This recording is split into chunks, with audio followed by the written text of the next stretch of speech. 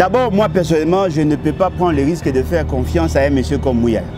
Parce que Mouya a d'aller conditionné à ne dire que le mensonge. Félix Antoine Tshisekedi opposition ya pété, c'est parce que azali ko constater que bozali belo côté, bozali ko pesa ye penza pitch te pour constater penza que non azana moto na sima na ce qui baza ko reconnaître Félix Antoine Tshisekedi. Te exception ezangai. Exception ezabiso.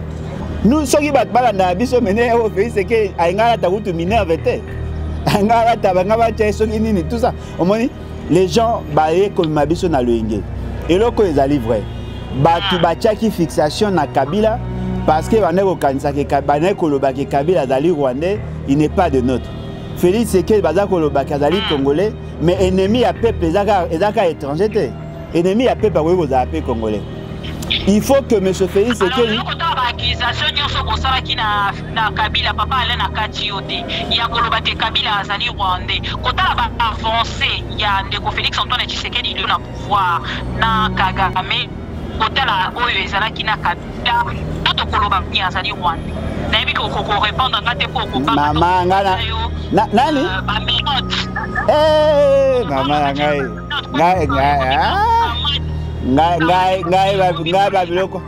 babiloko wana eza yanga te moto asa simba mokila nkoi babiloko banyao bampuko wana banga bonte ngai aleka nkoi te soki minduki eza na kati ya avion wana. La procédure est simple. On saisit. Et après, Batouana va justifier pourquoi et qui t'a pas nabiso. Deuxième étape, ce qui va se justifier. Après, tu as comment faire. Ce qui est qui n'a pas intention, il y a ça la biso mabé. On saisit. Merci beaucoup. Avion wana tomoni yango. Batou ya kisangani ba confirmer biso ki avion ezali. Mais muto amoni mindu ki zaka bata Facebook ya Félix Tshisekedi.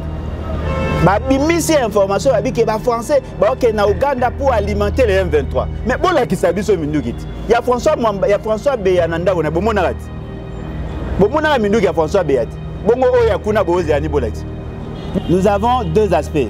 L'aspect sur le plan ya présence ya militaire et l'aspect technique et puis l'aspect diplomatique oyo ezali kotala nos relations avec la France. Ouvertement de toza le lobo to na conflit na France té. Omoni ceux qui avion français et connaître les problèmes techniques et que ba quitter pas na biso na ba relation tozana yango na bango ba kotika yango efanda tina ngonga o ba ko éclairer lanterne ya bo bengi gouvernement parce que nga moko na remarqué ba ancien opposant bazana tendance ya ko caresser monsieur Félix Tshisekedi na sens ya poil makambo Kabila salate Félix Tshisekedi da saliam. Mais le résultat surprenant, les opposants préféré Koya Kodorloté Félix Tshisekedi. Parce que les Camo Félix Tshisekedi a signé le fruit interdit. Félix Tshisekedi a signé un accord na Rwandais alors que tu es bien que biso na ba peuple congolais na ba kondiawana na ba Rwandais toza na rando ndenge ba kina baloba. Mais il y a ndimi à côté de na bourde wana et les gens préfèrent parler de tout sauf de ça. C'est-à-dire que M. Félix Tshisekedi apparemment ne sent pas une forte pression. Mais là, comment est livré? Mais ça, je vais te dire ça. Et là, pour nous éveil. Parce que nous avons fondé espoir, il y a Mboka Ote, na maboko ya ba politicien ou ya kala. Moi personnellement, je ne suis pas de ceux qui pensent que la photo de famille ou la photo officielle, c'est un message fort. Parce que cet environnement-là, est un environnement hypocrite. Quoi de plus normal? Parce que dans le Barayango, la communauté internationale n'est justement qu'une juxtaposition d'intérêts. Chaque État vient défendre ses intérêts. Le loso qui bokoti pendant sa maille, boluki ba information, la France a plus à gagner en soutenant le Rwanda qu'en soutenant le Congo. Vous comprenez? C'est-à-dire que M. Félix Tshisekedi a de comprendre que le Rwanda est au service de l'Occident. Et lui, il a perdu tout son temps. Il a séduit cet Occident, alors que Rwanda a moins à Bango. Et là, on a mis les Aliboy. Et que l'OIF, l'organisation et la francophonie internationale, cette organisation est salama pour défendre un certain nombre de valeurs. Parmi les valeurs, il y a les valeurs démocratiques. Le Rwanda n'est pas un pays démocratique. Le Rwanda n'est pas un modèle en matière de démocratie parce que le président Naye a sali mandat au-delà à la limite classique. Et puis au-delà de ça, quel est l'opposant de taille qui vit au Rwanda? Bazate. Mais la France continue quand même à soutenir Nini. Et puis le ce qui veut dire quoi en clair? Au-delà de fantasme, il faut Bango, M. Samaloukonde, s'il était un invertébré, ne pouvait même pas y aller. Vous savez pourquoi? Parce que la candidature à Maman Wana est déjà Karoleka. Parce qu'elle était la seule candidate. Elle a été reconduite par acclamation. C'est-à-dire que Moutinto a yebaki Karozaka yemo yo boy kozala koboy ko kanga photo na Kagame moke ko soutenir candidature ya Muto Kagame atiki. Au mona normal. Au moni ba erreur nyoso tu fais ce que a sali. Erreur nyoso fait ce que a sali. Soki boy ngibo chango na ba sac et ko sa dépôt ko le même dépôt makala nene. Asali ba bourde et belé. Et là aussi, ils ont avantagé peut-être pour Naye. Les gens ont préféré faire une opposition intelligente. Pour ceux qui te foutent Kameli Rwanda, c'est de la haute trahison. C'est de marcher sur la mémoire de tous ceux qui se sont battus pour ce pays. Est-ce que vous savez que Kimbango a koufa pour Namboka? Est-ce que vous savez que Lumumba a koufa pour Namboka? Est-ce que vous savez que Batu Combien a koufa pour Namboka? Il y a des jeunes comme Mamadou Ndala, tous ces gens-là se sont battus pourquoi? Pour que tu préserver notre dignité en tant que peuple souverain. Moutounion soit à un dialogue avec Félix Sekedi sera considéré de traître. Ceux qui ont posé à libérer Mbokate, même élection aussi batté. Et puis Félix Sekedi n'est pas à Kolinga sa élection à Malam, à sa longue élection à Malam Ouap. À sa longue élection à Malam Ouap. Il a été kabilocratiquement élu, non? C'est un fou à Kingakati. Et vous pensez que Mouto a organisé l'élection à Malam? Et puis même si a organisé l'élection à Malam, il a quelle offre politique? Et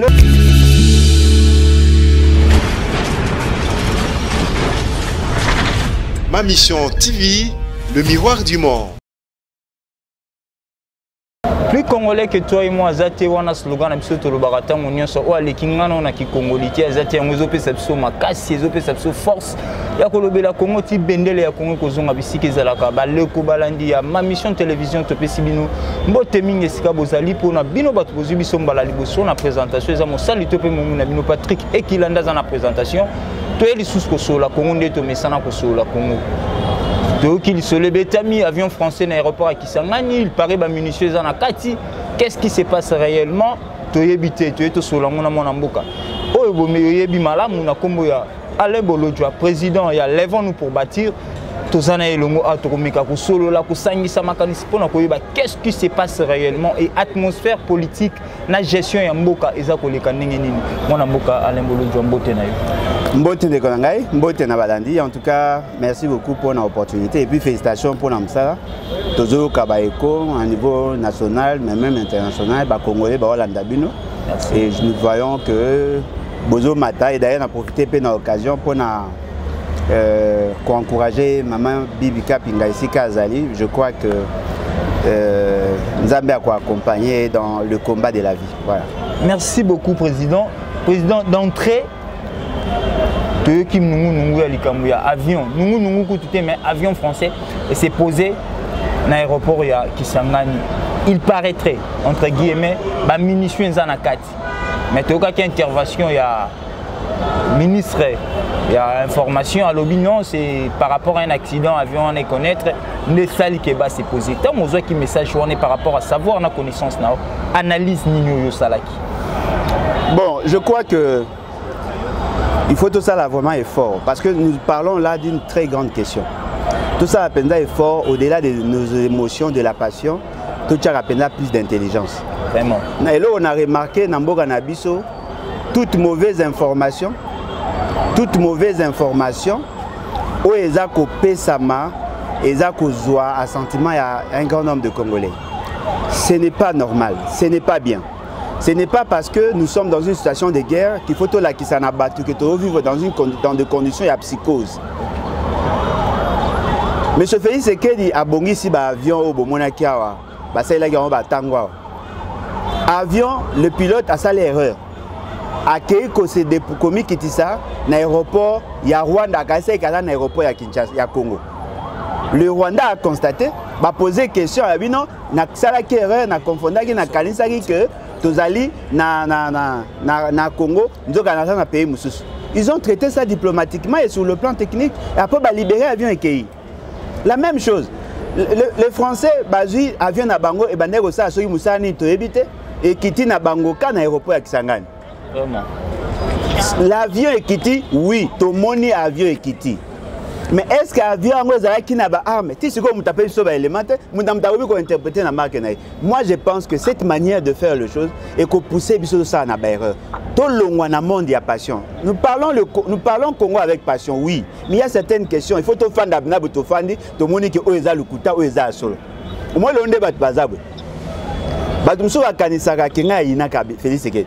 Na ina rete na mona rende azo météo za présenter. Ah OK.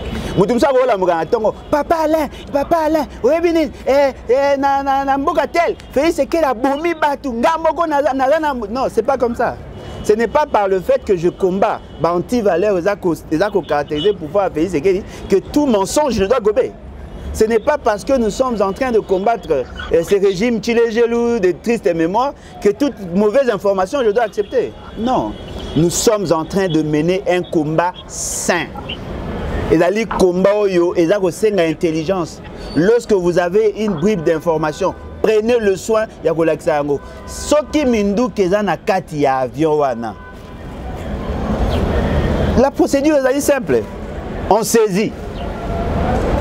Et après, Batouana va justifier pourquoi et qui t'a pas nabiso. Deuxième étape, ce qui se justifier. Après, tu as comment faire. Ce qui est qui n'a pas intention, il y a ça la biso mabé, on saisit. OK. C'est simple. Le ministre de l'Abino Affaires étrangères, à cause de l'Abino qui est quelque part, et puis les transporteurs à Boyi, Mindu qui est à Congo, Yoso Mona Moutago Somba. D'abord, il faut boyer Bango. Il y a plusieurs manières d'acheter les choses en dehors du pays. Je crois que il y a ce qu'on appelle les valeurs phobes et les valeurs SIF. C'est-à-dire que au sombe loko, boyo kanina muto a tekele loko a intégré na kati tout frais à transport, assurance, nyonso yo kozwango ka na matadi. Soki ba kangi etaliota boyo yo kaina na matadi. Musupe ezali que au sombi à partir à kuna tous les autres frais za ko dépend na yo. Soki ba kangi kuna etalio. Mais boye bisa biso minduki obuno bo sombaki kuna ba kangi ngo wapi. Boyo kana kina fournisseur nini.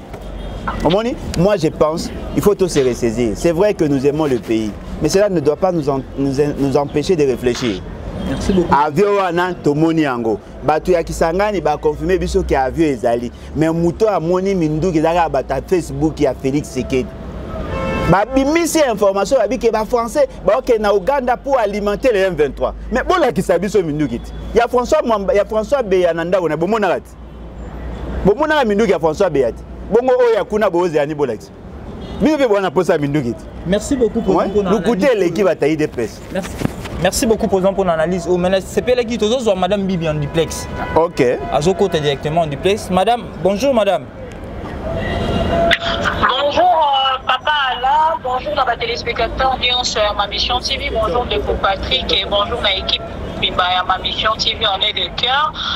Papa Alain, maman Bibi début aussi quand la pêche au mot dépendant par rapport à Moussala aux Ali Moussala et Congolais n'y sur la facture combien de fois porte à ma peau pendant que je suis là bazo senga kaka sala duplex na Papa Alain to moyo badi ba duplex na batu depuis que nazo ngeli Moussala na landi bino penza na bokebi par rapport à ndeli bozali ko solo la concernant makambo etali bongo avion na uti kozala na débat tout à l'heure na ba congolais en ligne en direct mais Papa Alain bino bozali ba politique nga question na nga liboso o nga la qui na posé na Papa Alain.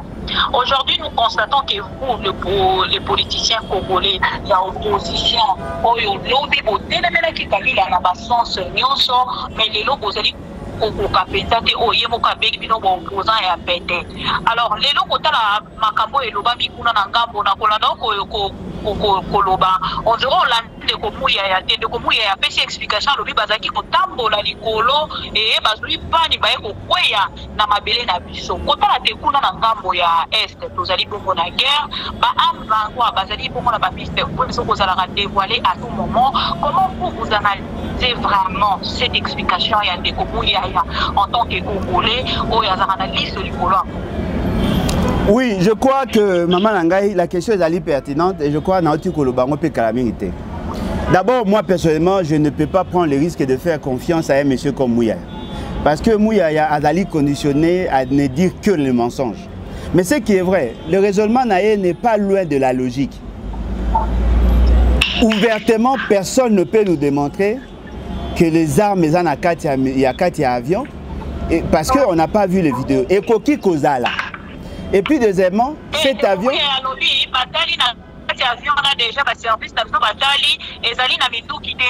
Ah, voilà. Voilà.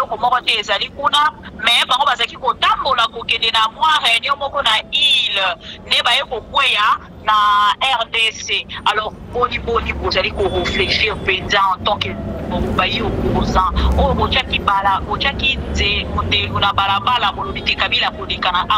comment vous n'arrivez pas de votre côté et à côté les quand même pour manifester aujourd'hui en tant que Congolais dans le moyen de Félix Antoine et Tshisekedi? C'est parce qu'il y a qui est dans l'opposition, mais vous allez Bon, je crois que le raisonnement on a construit est que M. Mouya a lobby que le service ou la habilité pour la Monique et Mindou qui en quantité. Ce qui veut dire que la thèse ou le lobby.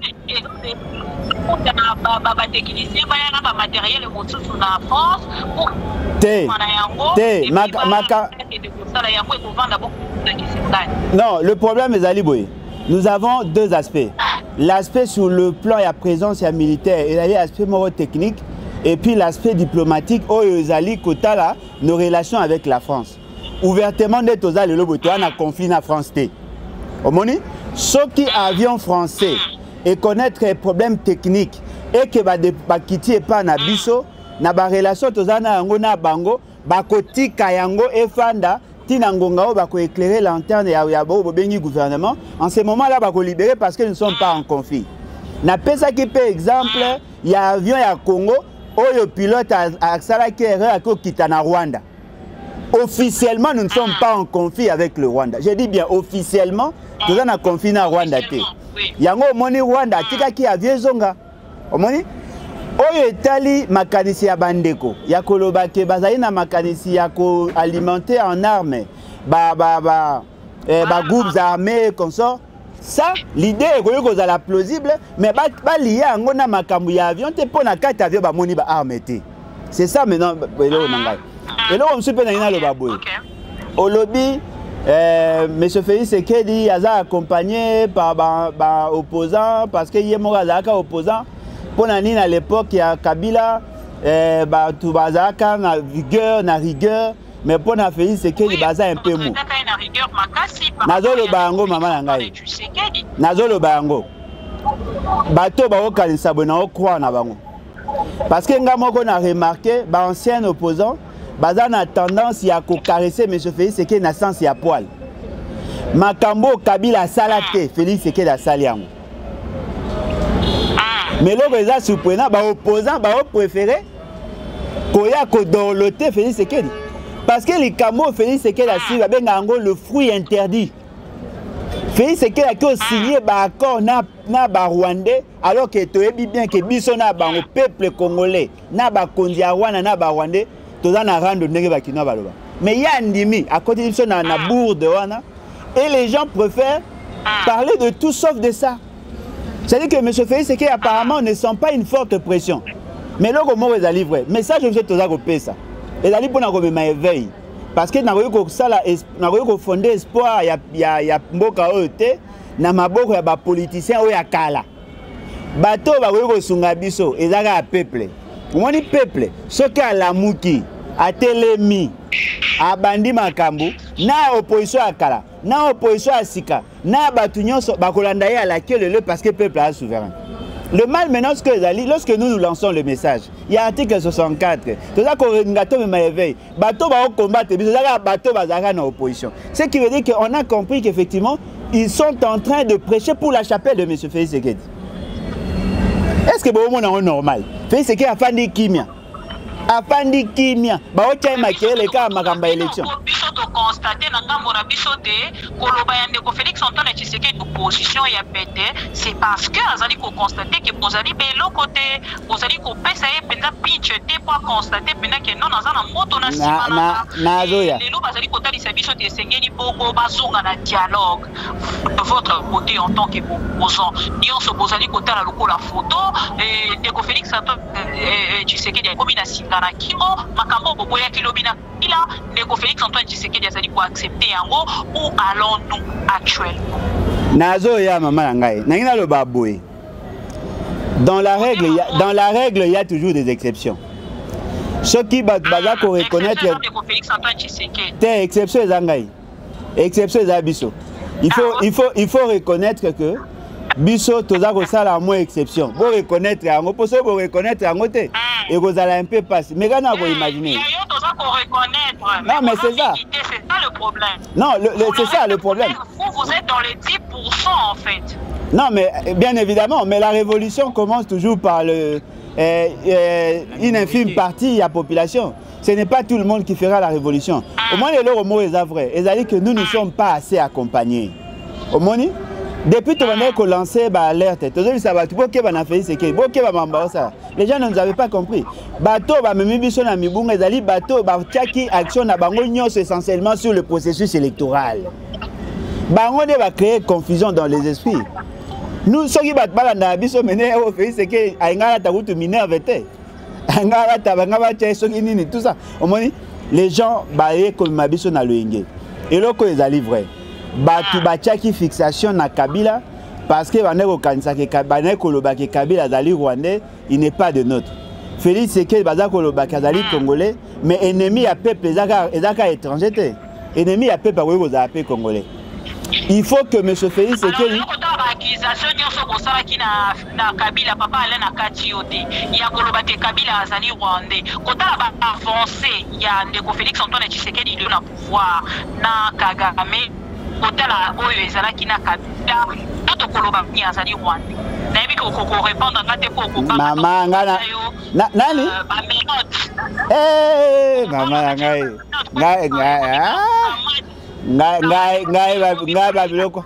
babiloko wana eza yanga te moto asa simba mokila nkoi babiloko banyao bampuko wana banga baonte ngai aliaka nkoi te na wewe banga bato balia mbwa te mpo na nyama makasi koleka ngai nabanga biloko wana te eloko nangi naloba na yo boye eloko nangi naloba na yo boye ezali que être congolais ezaka te parce que tu appartiens aux tribus il faut porter l'amour du Congo na mutema. On peut être congolais et être rwandais à la fois. C'est-à-dire que dans les agis, on peut être rwandais, mais biologiquement, on est congolais. Moi je ne vois rien de congolais dans le chef de Félix Tshisekedi. Je n'en vois pas. Sur le plan histoire, sur le plan historique, il appartient à la nation congolaise. Mais dans le fait, il n'est pas de nôtre. Il n'est pas de nôtre. Il n'est pas de nôtre. Il y a des Mindele Misusu Bazar, Balingi Congo, Congolais, Belé. Lui n'est pas de nôtre. En termes de perception, compréhension, je ne vois rien de bon en sortir, en tout cas.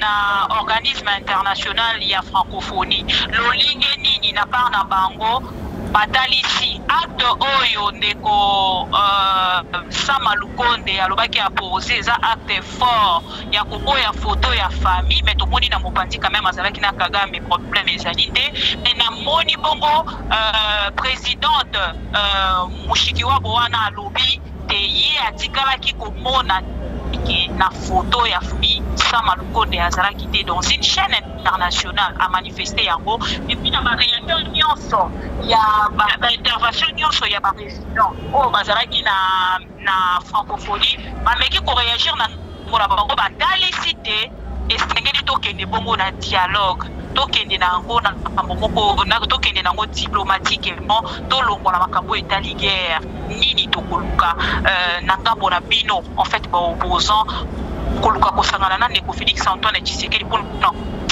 oyo ezali dialogue mpo nazali koapprendre déjà na baonde ke ndeko Félix Antoine Tshisekedi esengeli azonga na dialogue mokolo ya lelo na Joao na Kagame. Bon, maman Ngai, il faut que je au moko. Moi personnellement, je ne suis pas de ceux qui pensent que la photo de famille ou la photo officielle, c'est un message fort. Parce que cet environnement-là, est un environnement hypocrite. Quoi de plus normal? Parce que dans le Barayango, la communauté internationale n'est justement qu'une juxtaposition d'intérêts. Chaque État vient défendre ses intérêts. Le loso qui bokoti pénana sa maï, boluki ba information, la France a plus à gagner en soutenant le Rwanda qu'en soutenant le Congo. Parce que le Rwanda a ça la salle besoin union sur la France lelo en Afrique.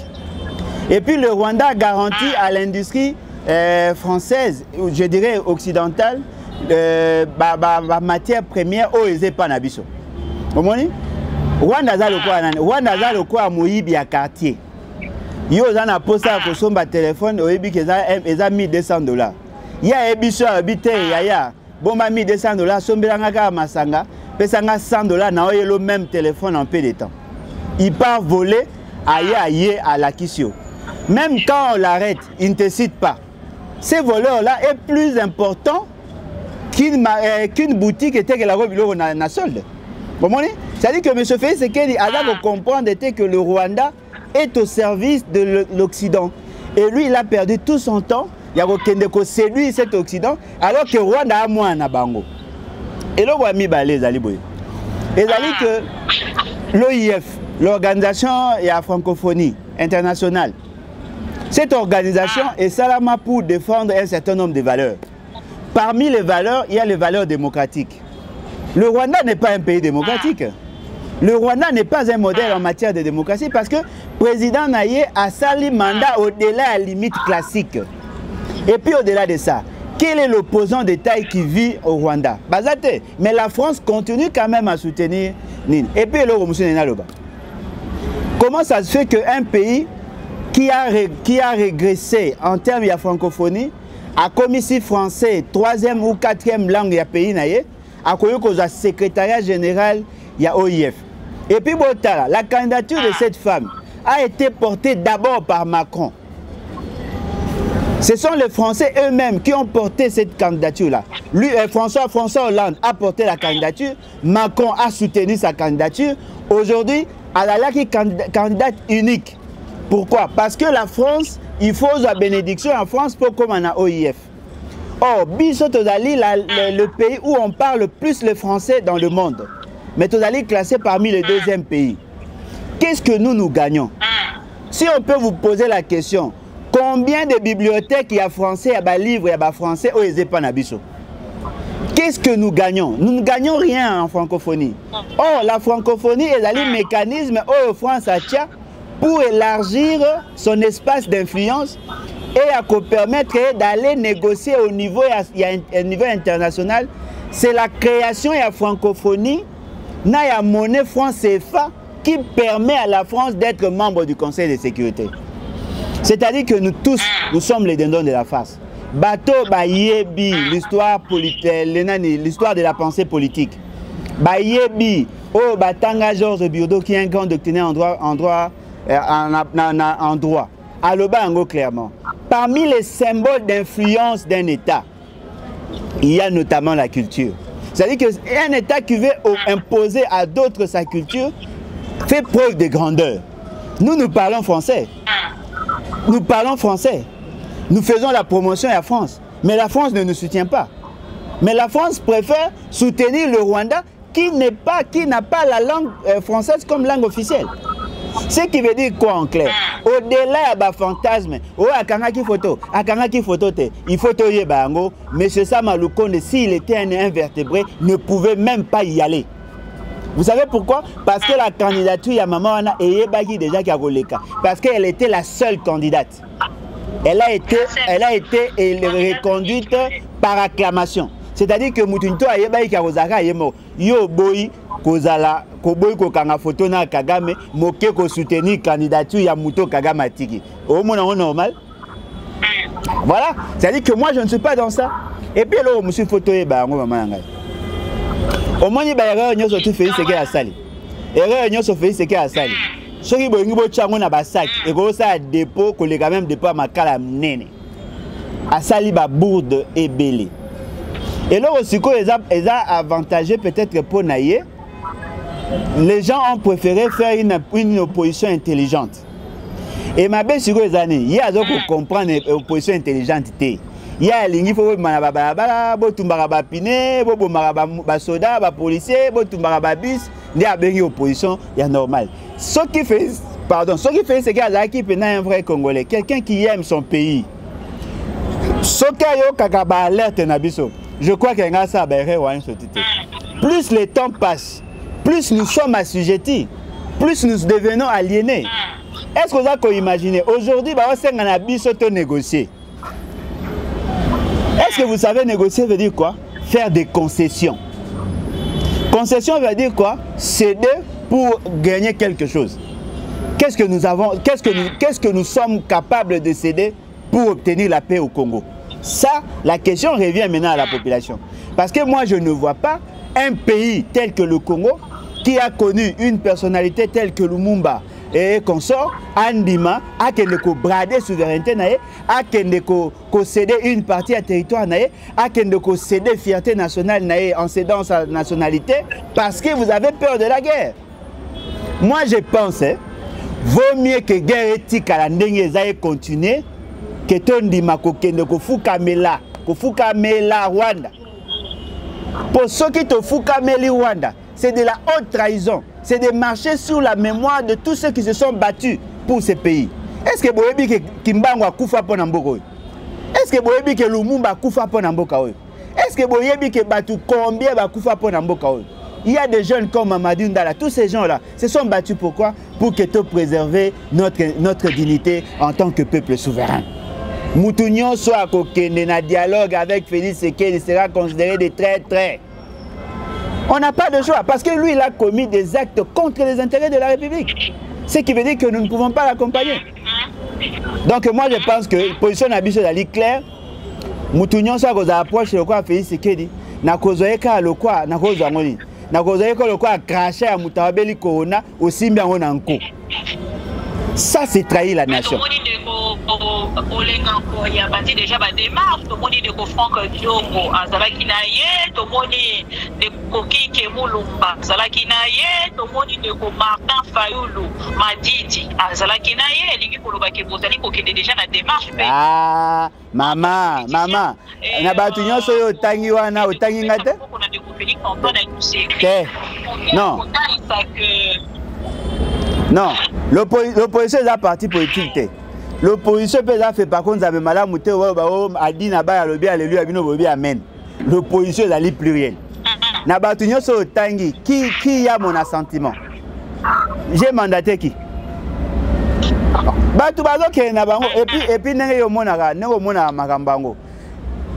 D'abord na yoki ba ndeko ya Kulutu Martin Fayulu balobi ke balobaki makamba Kulutu Martin Fayulu n'a jamais levé l'option d'approcher M. Félix Sekedi.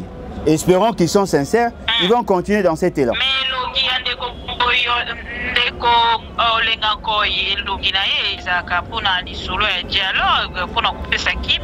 mais lui, il est spécialiste dans ça. Non, il est spécialiste dans ça, mais Olenganko n'est pas de l'opposition. Olenganko n'est pas de l'opposition. Sauf que l'opposition à la FCC. Nous ne lui reconnaissons pas le droit de représenter l'opposition. Même si tout le monde y allait, même si tout le monde partait, Alain Bourgeois ne peut pas accepter de dialoguer avec Félix Sekedi. Tant que vous dialoguez, vous dialoguez. Bandeko nangai, na signé qui va contrat, on a déjà ça le bac. Na signé qui va contrat na Rwanda, na Uganda, na Tekimboka, mais bo sungangai, bo wana osala ba marche, bo isa ba ambassadeur français, que non nga nazali, na droit osala ngote bo changa pression. Non. Place moko ezaka et pas Félix Sekedi, des démission. Ce qui place au ya question encore question moko ya suka etikali nga nazomisela Patrick ya micro ntango mosupa komo otalanga deja elongi mabe eko Alain Kolojwa lelo force régionale oyo eye bongo na mboka na biso topesa yango maboko qui batalisaki biso na ndeko Félix Antoine Tshisekedi ntango azalaki na septembre na ngambo ya États-Unis d'Amérique interview moko apesaki ye na ngambo na ye ayaki te bakoya na mwa défense moko offensive mpona komeka korepousser bato wana nyonso na mosika e lelo na ngambo na bango na landi ndeko Patrick Muya ya lobi azali kotalisa te c'est mieux se donner kaka na ba FARDC na biso po bango voyez kaka na lisolo ya kovanda na kiti kosolola kovanda na mesa tokoloba bakosi biso bakosi gouvernement bakosi président Félix Antoine Tshisekedi na mokanda oyo bango basignaki mpona na mboka na biso mama na ngai yo oza elenge ondimaka Félix Tshisekedi ondimaka Muya mama na ngai oza nano elenge komisa bolenge na yo te na kolandaka bato wana te mama kolandaka bato wana te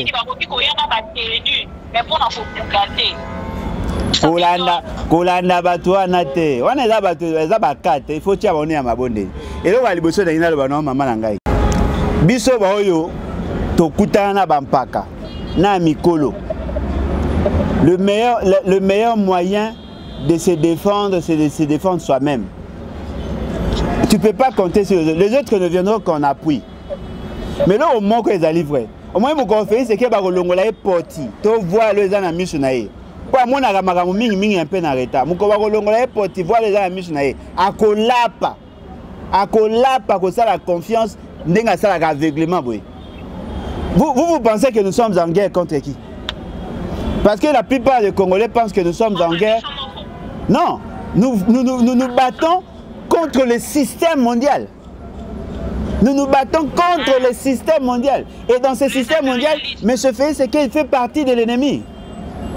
Il soutient l'ennemi contre nous parce que Bitouma Félix, c'est qu'il est les années. À Lingite, à Longola, Lokonaï, na tapis rouge. Ce qui veut dire que même si on lui demandait de tuer toute sa famille pour rester au pouvoir, il peut nous sacrifier pour être au pouvoir. Moi, je ne suis pas dans leur logique. Et là, au moment où il faut y avoir Kenya fait partie de la crise. C'est Kenya, Éthiopie, on va créer un mécanisme pour refinancer la vision Imatuti. Tikangana loba maman. Vision Imatuti, Bangonde Mutubazako Sala Bazara, mécanisme de financement.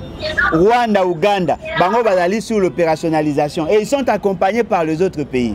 Vous pensez que Bozo Lingabo réfléchit sur la présence à Batouana sans que Bolukabo Yeba, quel est leur rôle dans la crise congolaise? Ils sont là pour nous maintenir dans la situation assez. Yagotia Abisso à genoux. Félix Tshisekedi ne comprend pas ça. Bozo Loba, Batou Poana Baye, oui. Mais nous avons posé une question. Avant Bango Baya, Boba n'a pas que gagné le terrain. M23, Azama Kassité, armée congolaise, Azama récupéré le terrain. Si vous armée wana, au lieu que vous payez moyen, abundati na souka parce que Bango ba bunda avec motivation. Ce sont des Congolais, bazako bunda pour la fierté na Bango, bazali ko bunda sous le drapeau, bazako bunda pe pour na bana na Bango bazawa. Bosundoli soda akomi kosomba teni ye moko biloko akolia ezalite azako kufa nzala azako connaître humiliation soda moko abenganga ya kolela mwasi na osala kindumba na kankokolo mwasi na osala kindumba ya zana front ko bozo bisanga bozela ba étranger o baza ba ennemi ya mboka ba ya ko soutenir bino Félix Tshisekedi alobi na bino boye devant le journaliste français le deux journalistes français France 24 na RFI abina binoni il y a une force foudroyante ezakoya ndenge zawana batu wana bakokota ba Kenya bakokota batu ni bakokota parti ya wapi alobi bakokota parti ya Bunagana bakoti na Goma ozoma ça dit que monsieur Félix Tshisekedi comprendre je na été azobeta bino système ya chobo mbata c'est à dire que à côté de chobo bino bota kuna nzoka nga beta ndemba to ka pa eleki. C'est comme ça que ce monsieur fonctionne. Il est au service, je le dis, je l'assume. Il est dans la vision Imatuti. Si vous ne comprenez pas, c'est votre problème. Oh, il est dans cette vision. Azako créer, Azako jeter les fertilisants pour que le Tutsi atteigne leur objectif. Est-ce que vous avez imaginé? Il y a la guerre dans la partie Est. Les seules victimes ne sont pas les Tutsis, non? Ayambi Banane. C'est vrai? Ayambi Banane. Est-ce que dans Mboka, on a place de guerre, ils ont Tutsi? Non, mais il y a même des Congolais qui sont là.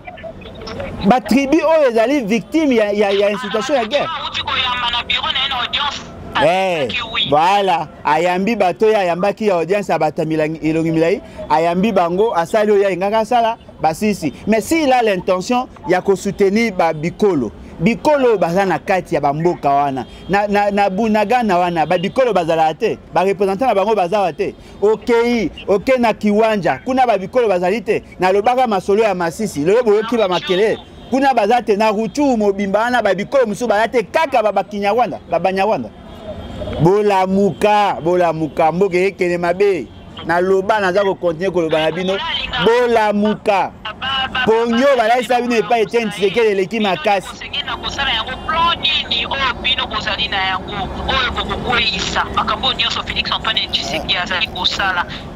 Espérez-vous à une élection vraiment crédible pour Antoine Tshisekedi en 2023 parce qu'il nous reste plus quelques poussières de heures pour que tout quota en 2023. Maman Nangai, ngaso na olobela maramba este tango beta masolo élection et pesa nga penda mo vertige.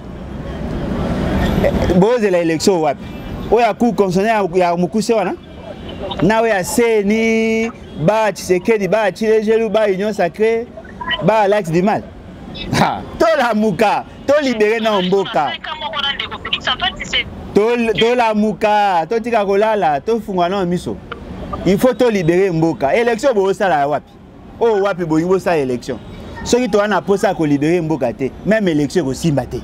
Et puis Félix Tshisekedi ndenga za. Akolinga sa élection malamu, asa longa na élection malamu wapi? Assez à longue en élection à Malamouap. Il a été kabilocratiquement élu, non? C'est un fou à Kingakati. Et vous pensez que Mouto a organisé l'élection à Malam? Et puis même si a organisé l'élection à Malam, il a quelle offre politique? Et là on y fait ce qu'il a représenté Bisso Lelo, tout le monde a beaucoup de sérieux. Beau conjugué Félix Tshisekedi dans le passé. Beau tikaye, a kenenenga za ko kendewana mais beau longola beau tche mupandi. Beau luka bato amalonga. Oyo ba ko résoudre problème congolais. Ceux qui ba comprendre message na biso. Biso lobi to kozala te. Lobi to kozala te. Ndenge nzamba sa mukina ye na ko kufa na accident, na ko kufa na malaria, ba ko bomangai, nyonso ane ko arriver. Mais c'est que nous voulons laisser un message. Nous voulons laisser un message aux générations futures. N'acceptez pas n'importe qui à la tête du pays. Il faut être exigeant, il faut bosser en sorte que les valeurs démocratiques, les valeurs républicaines est ancrées dans vos esprits. Battez-vous pour la nation, mettez de côté vos intérêts personnels. Voilà. Pour finir,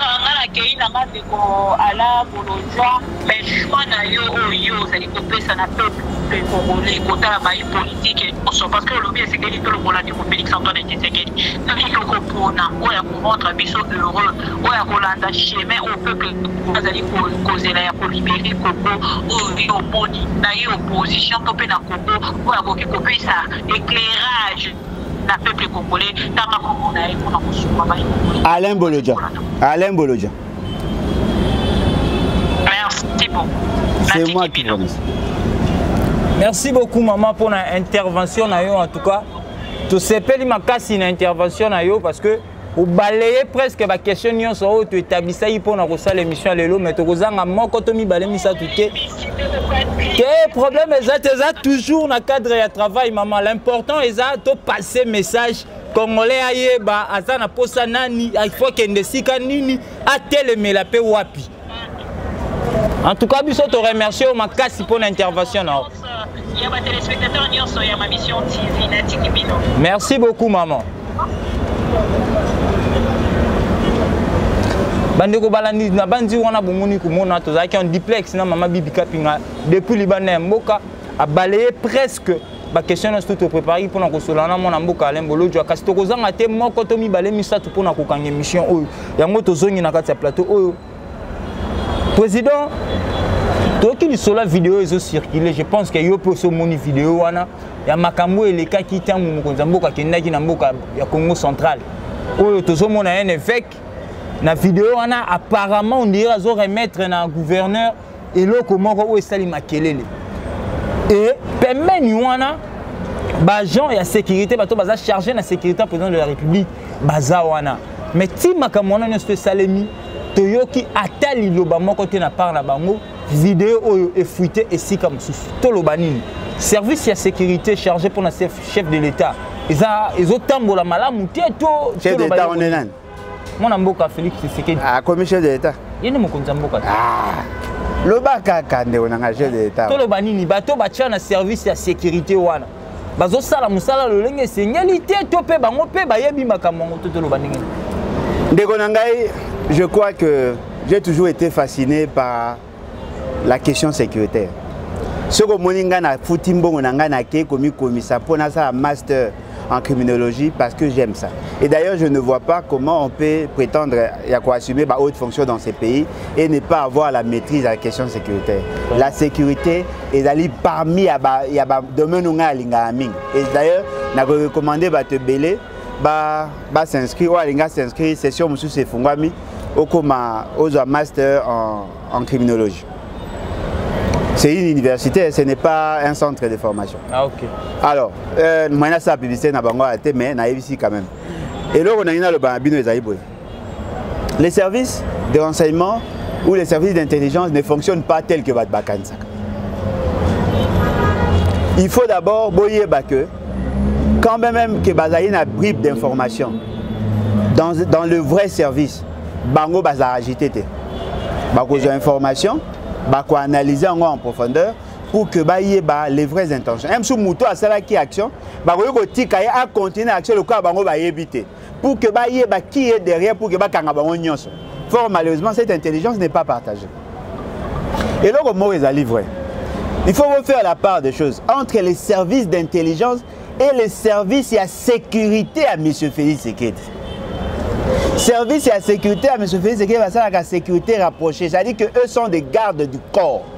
Ils ne sont pas spécialistes en matière de sécurité. En matière, il y a des miapes et consorts. Bon, on va te créer la confusion ici. Ces gens-là sont formés. D'abord, en réalité, le protocole militaire, il faut y aller. Moutou pose à la garde, il a fait, c'est qu'il faut d'abord militaire. On ne peut pas prendre un non-initié. Moutou a sali makamune sur il a gardien. Non, il faut d'abord être militaire. Yango Moni va créer garde républicaine au sein de l'armée. Tous sans exception sont des militaires, sont supposés être des militaires.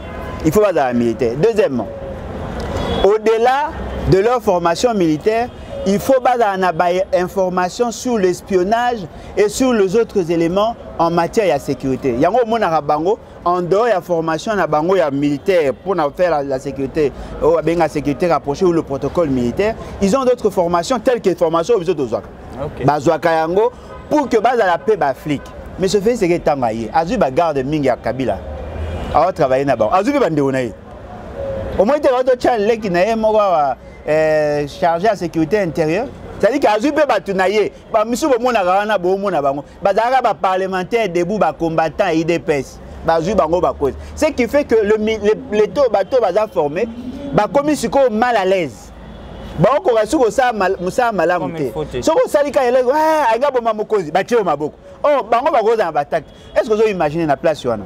En réalité, lorsque mokonzi les a fait c'est que za mutunyo tant azo yesika. Il faut qu'il y ait une ceinture derrière tous ceux qui sont là. Et puis d'ailleurs, ceux qui ont un état d'esprit à bateau, toute personne qui doit saluer le chef, avant qu'on m'appelle un chef, il faut checker.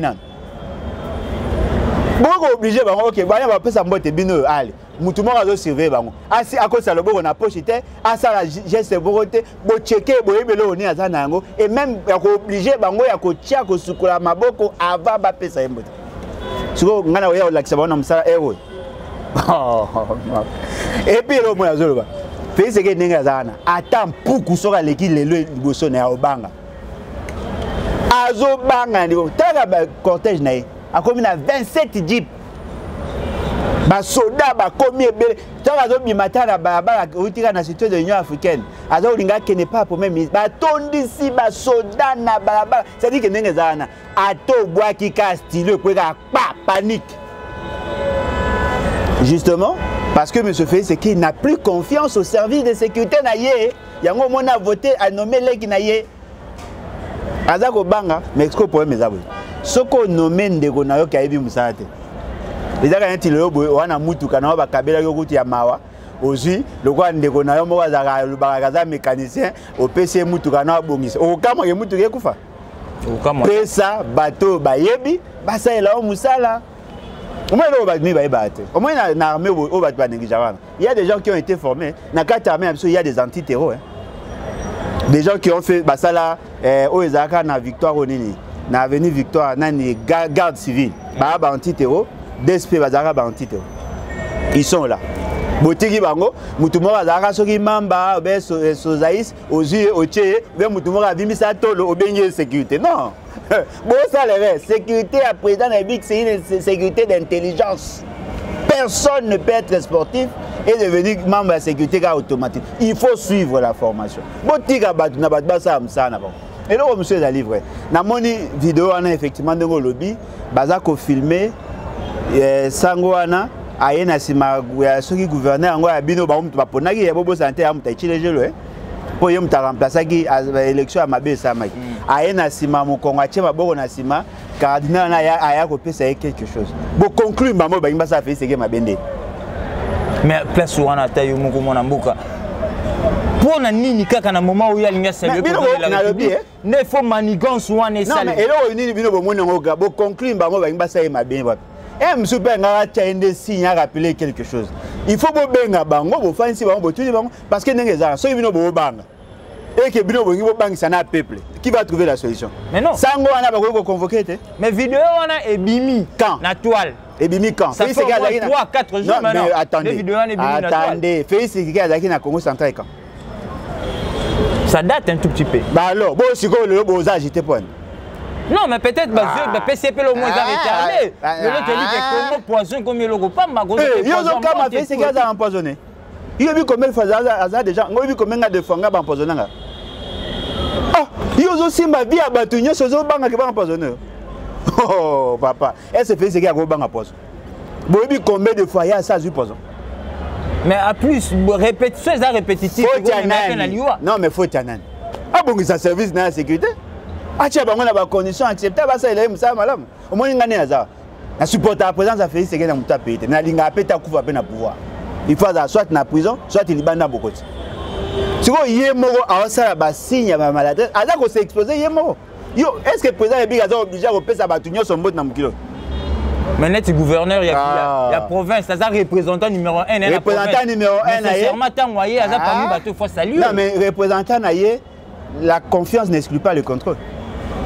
Non, plus nga na tika nga. Ils na poser la question. Na pesa mbote na lobo. Tu te pesa na mbote. Mais bon siko to longwe bande pour autant. Oh, est-ce que vous obligé au pesa mtu mbote. Na corona bo ba non exemple la corona, o tcheka mbote mutaya pesa mbote leki c'est tout. Il n'était pas obligé. Ce qui nga zali na pas à faire c'est que loko na ebike ba te bele ba na posa ba éliminer nga. Na ko se méfier na mbote ya mtu nyonso. So il y a des mbote comme aux ville ou à blague. Ndenge mo azo gérer vie na ye, ndenge mo gérer pays. C'est pas comme ça. Et puis là c'est surprenant. Depuis la vidéo on est comme au tambour. Boyoki ça on va interpeller le gouverneur. En tout cas jusqu'à là non hein. Boyoki ça on va interpeller Sango hein. C'est quoi bolé l'année. Mais moi le 8 banquette c'est m'appelle on a cessé peut-être. Mais le quoi déjà a rendu public, il faut pas interpeller bango.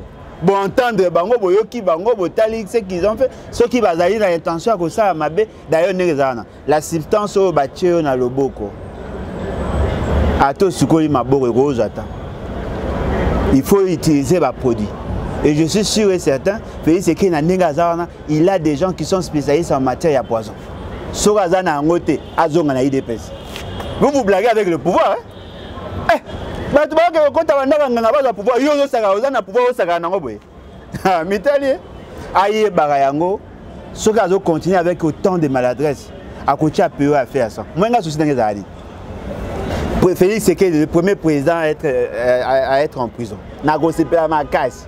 Félix Sekedi a longué pour incompétent dans le faire Makas. Maintenant, il y a Félix Sekedi a couffé dans pouvoir. Tout ça, des national. Pourquoi est-ce qu'il faut emprisonner? Bon, moi, la gestion est normale. La condition a prévu le mécanisme au Sami Saya au Kangai. C'est ça d'ailleurs mon combat. Ok. Président, tu as combien de question de Souka Yango? Analyse personnelle par rapport à la gestion du pays.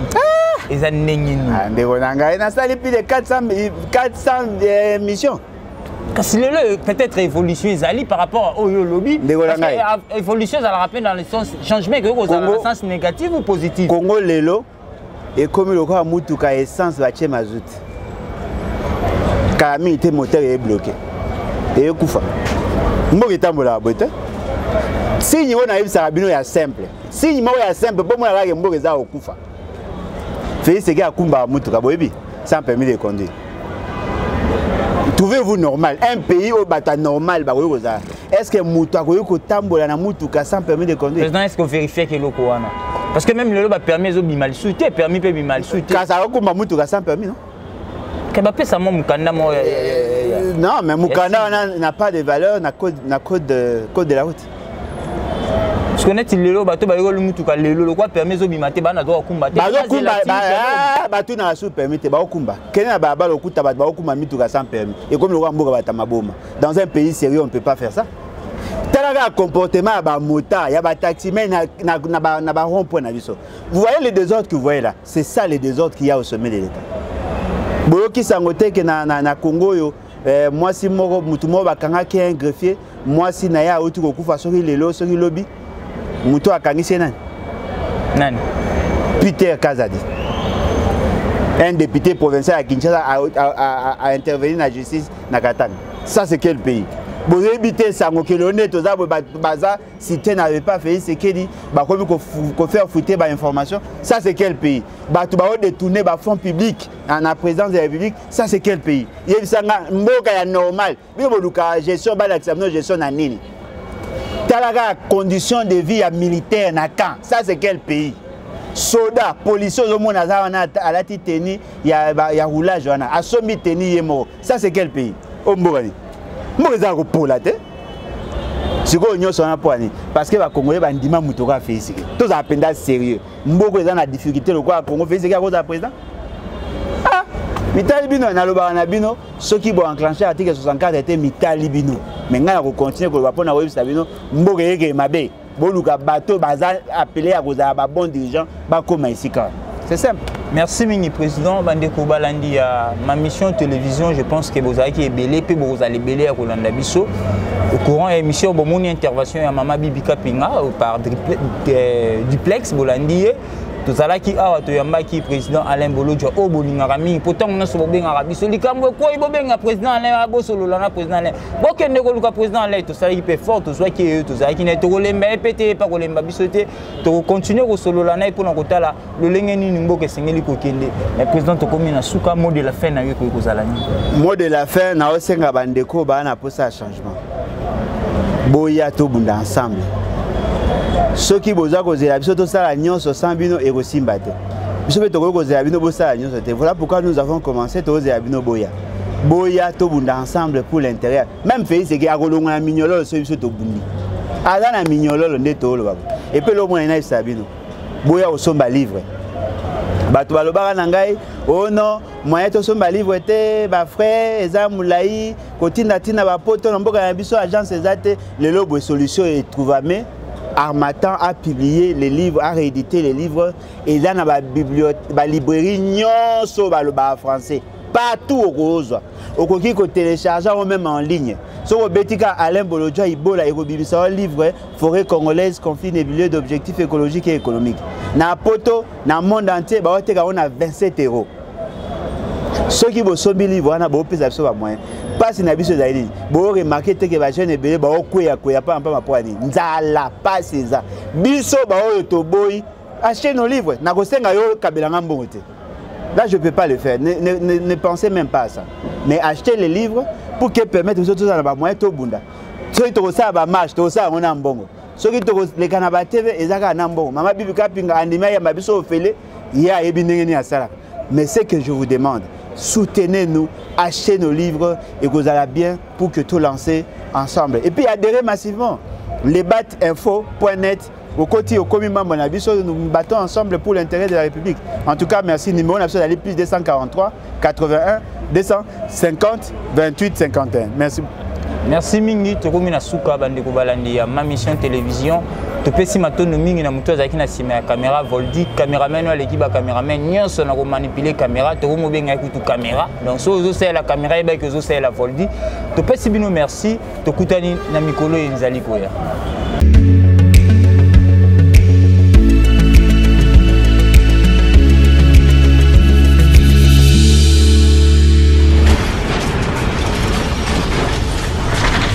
Ma mission TV, le miroir du monde.